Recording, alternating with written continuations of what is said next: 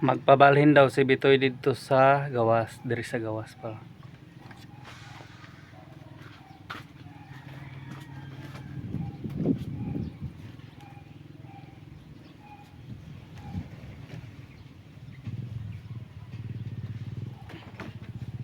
Ang gunting ang ulan mo kabalingag. Pala.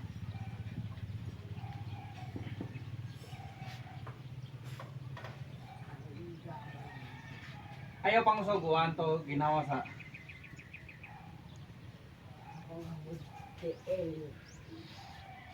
di ba kahapon gikuan ta ka.